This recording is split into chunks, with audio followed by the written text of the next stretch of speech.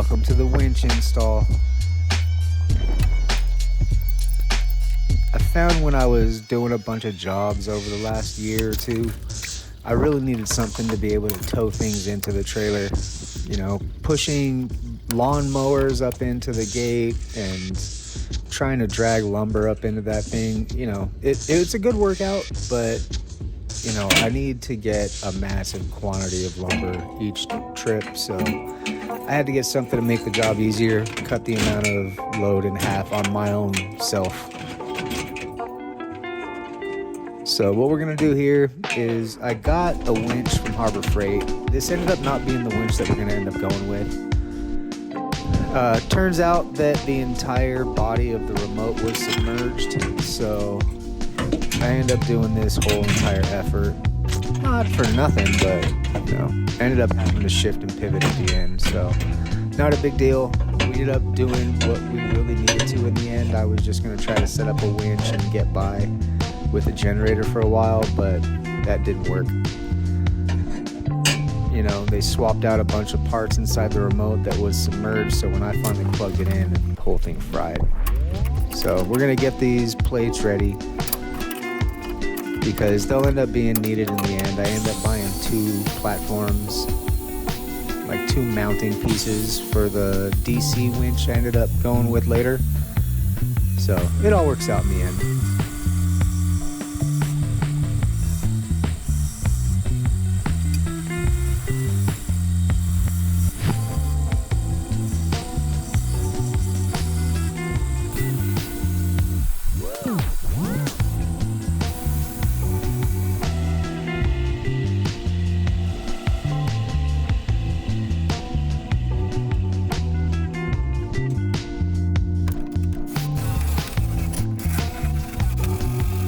So we're going to clean up all the rust. I got the plastic off the top. I needed to basically give myself a clean surface. I'm going to get myself a spot to mount the clamp for the ground so I can weld this up.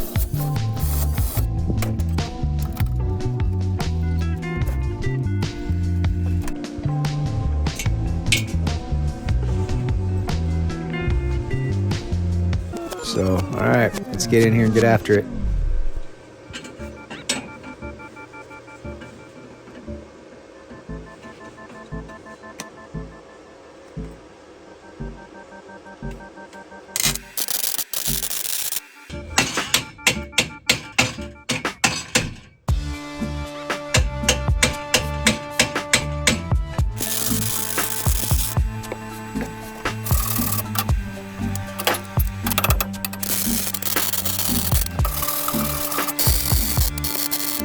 We're going to lay down some tack welds on all the corners, and then we're just going to draw a line down that side.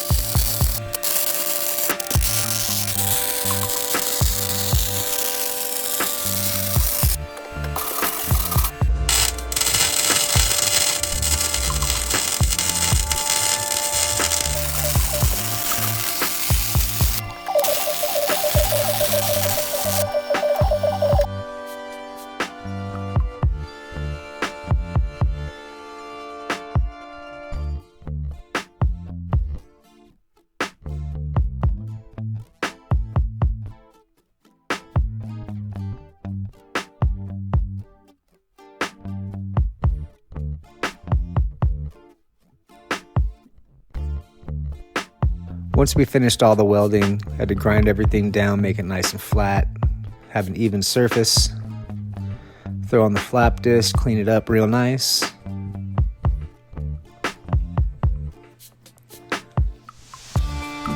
And now we're ready to start getting the mounting points ready. As I said earlier, this whole winch ended up being dusted, so I get my points. I grind out all the spots that I needed to make room for the bolts. You can see on the bottom of that plate where the actual winch mounts to the plate itself. So I clear a little bit of spot for the for those bolts.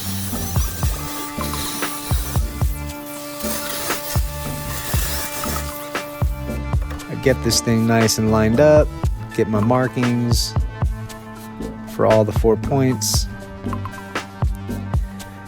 Get in here, center punch these guys real solid so that bit doesn't move, because these are gonna have to be accurate.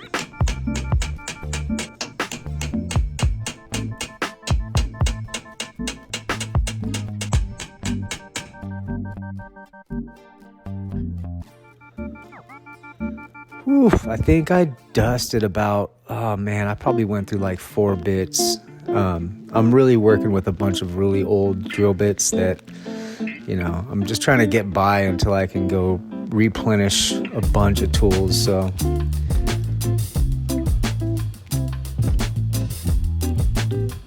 once I get these guys all drilled in, I'm gonna go ahead and put the bolts in to mount the winch plate down. And then we find out just how bad this thing was. So I get all 4 of those bolts completely mounted down, tightened up. I'm ready to give this thing a test. I pull out some spool, and I realized before I even started doing anything, I needed to change the hook on the end. It wasn't one of the hooks that can be released. It didn't have a cotter pin with a slide on it. It was just, you know, the cable was mounted around the permanent loop inside of that hook. Yeah, man, when I went to try and test it, I found out it was fried. I had to go back to Harbor Freight, swap it out, get the DC winch.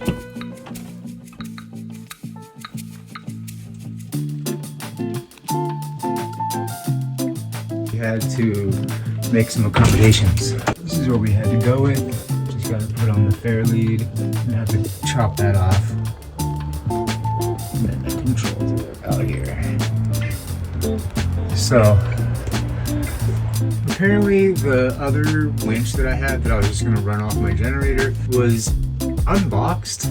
The tape was cut, and it turned out that someone swapped out the guts of the remote for one that had been submerged. I just have to mount that. I'm gonna wire it up. And then here is a stationary and a wired remote. I'll probably get the Bluetooth. I'll have to hook that up, that lead up to the jumper cables for now. I'm gonna mount that box up on one of these 1x2s and just build out a little bit of ABS to keep it from getting wet. And then we'll be able to slap this all back together, and I'm gonna go pick up some timber.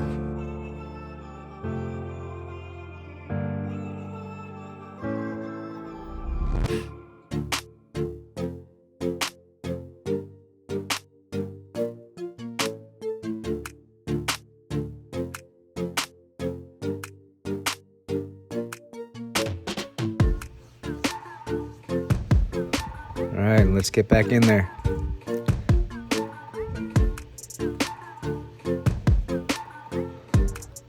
So that mounting plate I ended up taking off of this winch. I totally forgot that it came with one, and I had welded one up into the unit up top. So I took this one off here. I'm gonna mount it to the one that I welded in.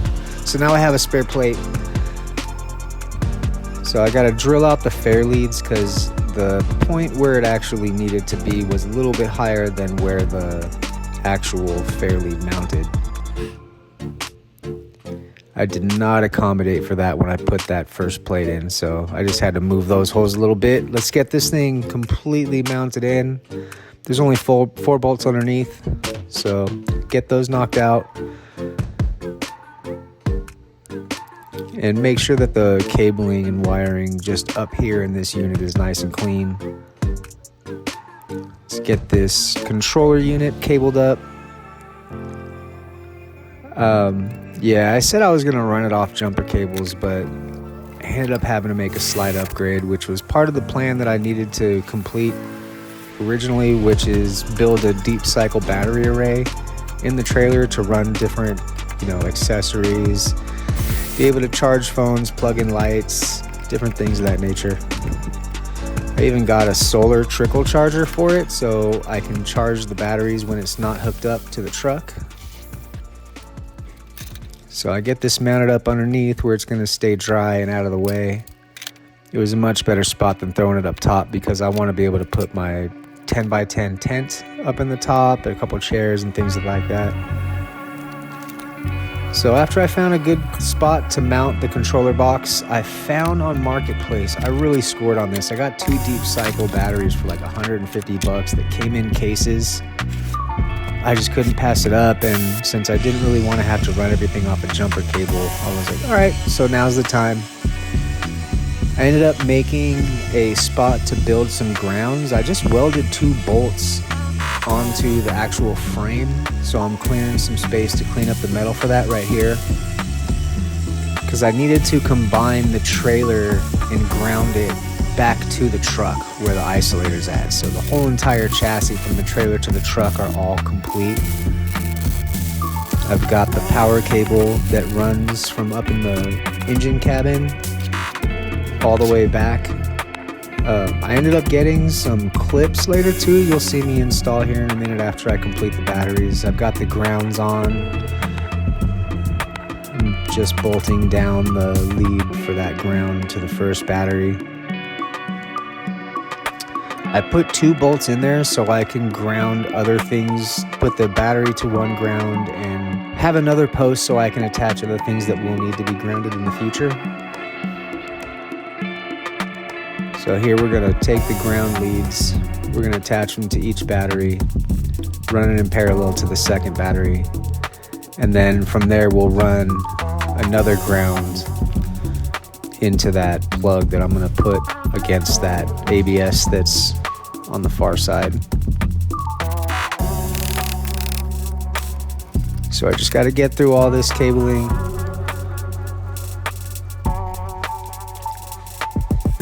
Once everything's ready, just keep the power off to the side so everything's isolated for now.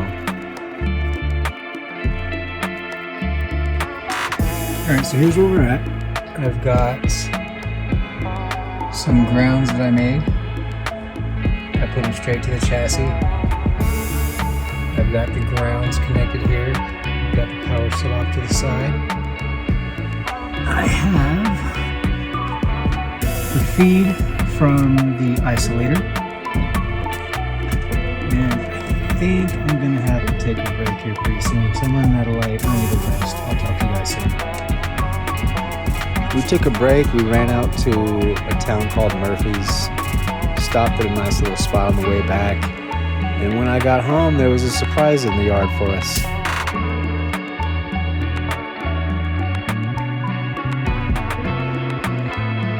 So it took a few minutes to hang out with some deer.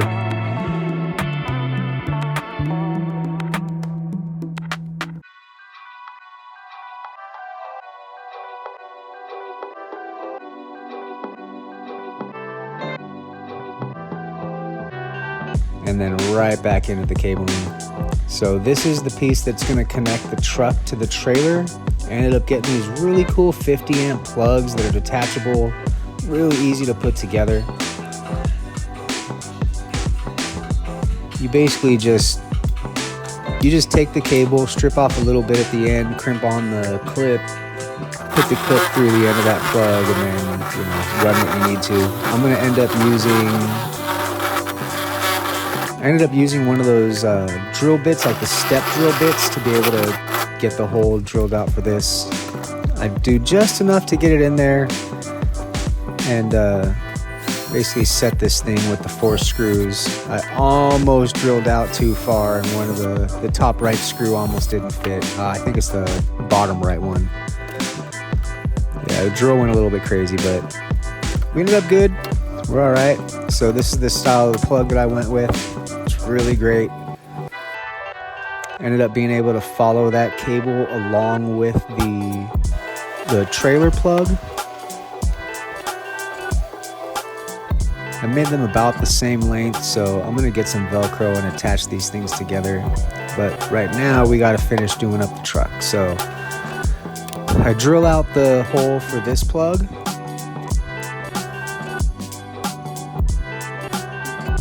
get this thing completely mounted.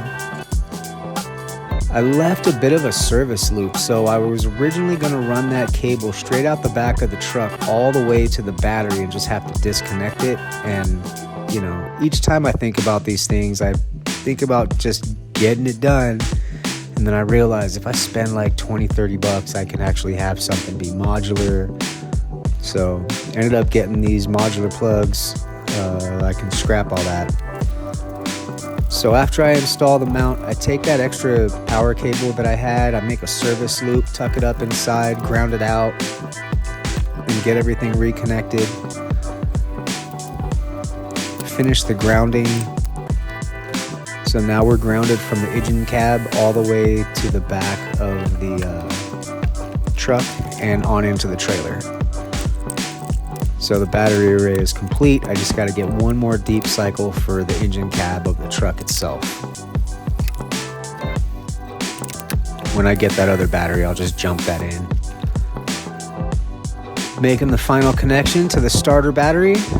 So here we go, starter battery to the isolator, truck's running. It's on, it's charging, so we're feeding this 14 volts to the array in the back.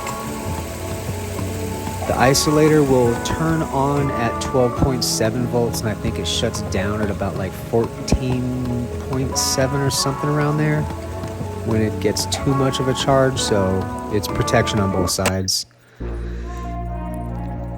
Here's the feed for the winch. This is kind of like the accessory. So it can have power and ground, but it won't work unless this has 12 volts. So I really want the winch to be on all the time.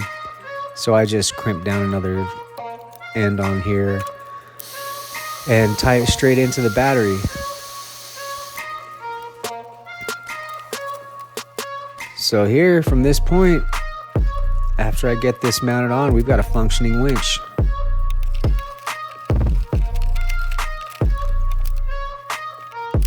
And here's the test.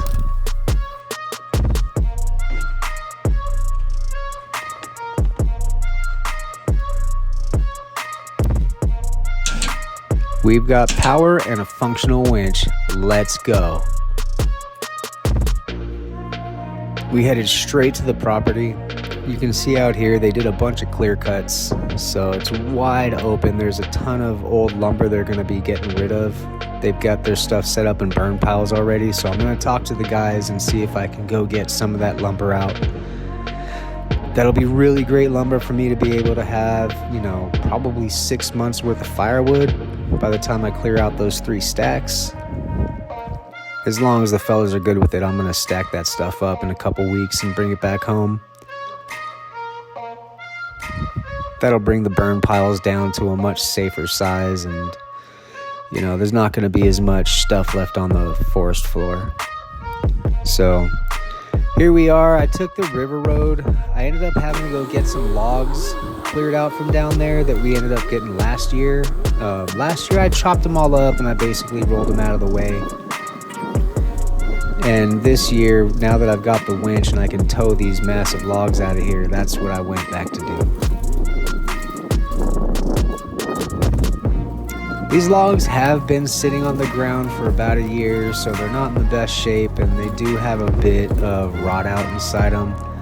But I just didn't really care. I want to get those things cleared out of the road. I need to be able to take the bulldozer down there. We've got a lot of road to repair on the way down to the river, so I'm trying to do what I can, get as much stuff cleared out of the way so that we can get the trucks down there and the bulldozer and fill some holes. So I'll end up using this for about, oh man, I don't know. This is probably going to be like 2 weeks worth of wood right here. Because I really only burn wood about, you know, maybe from like 5 o'clock to 10 at night. About 5 hours a day. Yeah, so here's some more trees that have fallen over. You know, it's just so thick out here. You get a bunch of pine trees and oak. You know, those grow to massive sizes. The bugs get in them. The woodpeckers get in them. They end up falling. That lands in the ground, turns to mulch, turns into more trees. Just a constant process. And we have another clear cut that was done probably about 8 to 9 months ago. And the trees that are regrowing in that first clear cut that was performed on our property in the last, gosh, I think it's probably been like 10 years since they performed the full clear cut. That stuff already has 6-foot trees that are growing back. So the forest grows back extremely fast. So after grabbing some logs, drive down, clear the road up a little bit more, take a minute to chill out by the river. I absolutely love this place. I can just drive down here and stand around and do nothing and just enjoy myself. Pretty soon we'll take a hike up the river. I just don't do it during the winter because things get real slippery. There's a lot of weird stuff out there, and this time of year we actually have cougars. There's a black bear somewhere out there. I was able to find a track a couple months ago, so it's pretty narrow. Here's a little bit of an experience of how I have to go through this thing in the Suburban. I've got an old video where I took my Subaru down there before I slammed it. And it's a lot wider. There's a lot more room. The road was a lot more built out. The guys did come down and they cleaned up a ton of trees and a ton of mess on this road down to where they did that clear cut. So that was really helpful.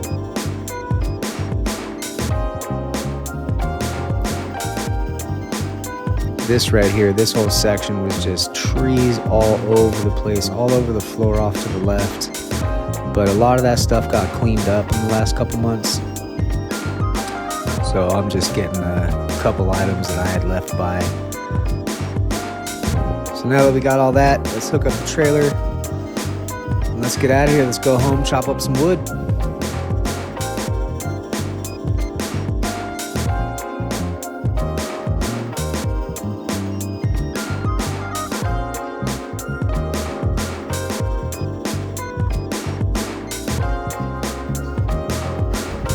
The trailer was on a hill, so it slid just a little bit. So wifey had to back the truck up just a touch, get this thing latched on, mount up the jacks on the side. Got a nice little system to hold the handles and keep the jacks up out of the way.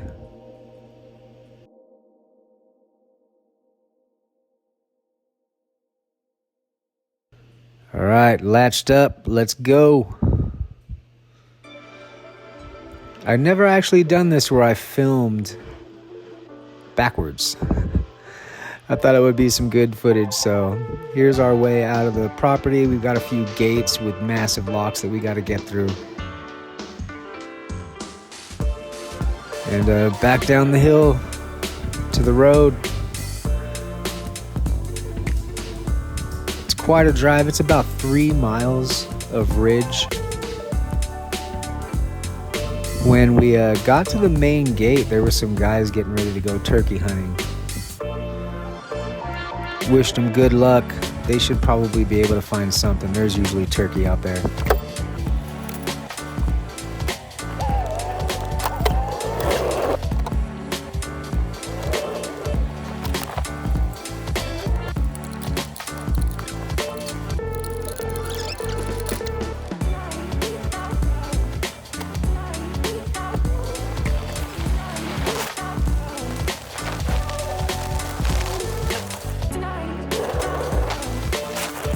The absolute entire drive is so beautiful, so I just took some quick time lapse.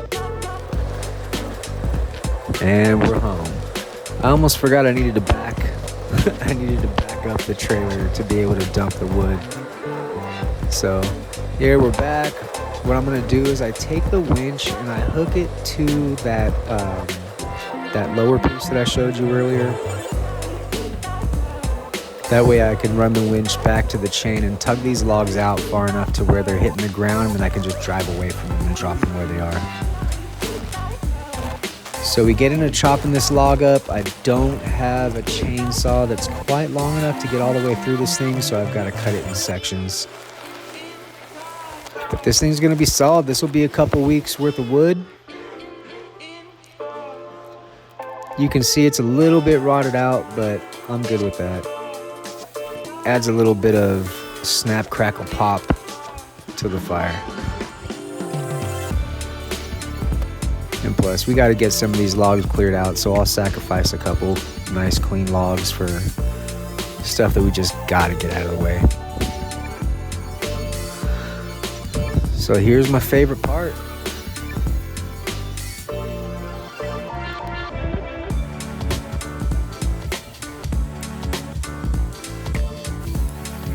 Park the truck, get inside, light that fire up, and just chill.